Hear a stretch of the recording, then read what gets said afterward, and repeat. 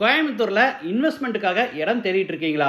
3 acre 5 acre 10 ஏக்கர்னு வாங்குற அளவுக்கு budget இல்லை, 1/4 ஏக்கர் அரை ஏக்கர் இருந்தால் போதுமானதுன்னு நினைக்கிறீங்களா? உங்களுக்காகவே கோயம்புத்தூர் டு சத்தி ரோட்டில் கரீம்பாளையம் பிரிவில் இருந்து வெறும் 2.5 கிலோமீட்டர் டிஸ்டன்ஸில் இந்த ஃபார்ம்லேண்ட் ப்ராஜெக்டை டெவலப் பண்ணியிருக்காங்க. இது மொத்தம் 7 ஏக்கர் ப்ராஜெக்ட் 9 சைட்டாக பிரிச்சிருக்காங்க. இதில் மினிமம் 25 சென்ட்ல இருந்து 60 சென்ட் வரைக்குமே சைட்ஸ் இருக்குது. கார்னர் சைட்ஸும் அவைலபிளாக இருக்குது. நம்ம ரெக்யர்மெண்ட்டுக்கு ஏற்ற மாதிரி நம்ம புக் பண்ணிக்கலாம். ரோட்ஸ் எல்லாம் பார்த்தீங்கன்னா 33 ஃபீட் வைட் தார் ரோடுக்கு 2 பக்கமும் tree plantation, 3 face EB connection, ப்ராஜெக்டை சுற்றி ஃபென்சிங்னு அம்யூனிட்டிஸ் கொடுத்துருக்காங்க. வாட்டர் ஃபெசிலிட்டிக்காக நம்ம போர் போட்டால் 300 அடியிலேயே தண்ணி கிடச்சிரும். இது நல்ல செம்மண் பூமி. இதில் நீங்கள் 25 சென்ட் சைட் வாங்கினீங்கன்னா 5 சென்ட்டில் பெரிய வீடு கட்டிட்டு மீதி 20 சென்ட்டில் நம்ம கார்டன் செட்டப் இல்லைனா காய்கறி செடிகள் பழ மரங்கள் கூட நட்டு ஆர்கானிக் ஃபார்மிங் பண்ணிக்கலாம்.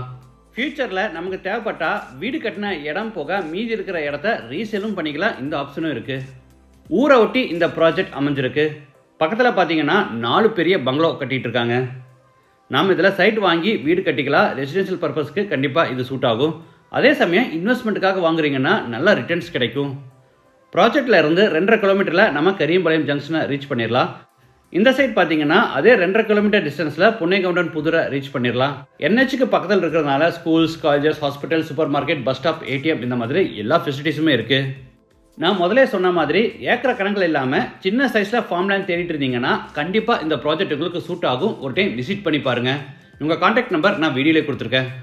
விசிட் பண்ணி பார்த்துட்டு உங்கள் ஃபீட்பேக்ஸை மறக்காமல் கமெண்ட்ஸில் பதிவு பண்ணுங்கள். மீண்டும் அடுத்த எபிசோடில் சந்திக்கலாம். நன்றி, வணக்கம்.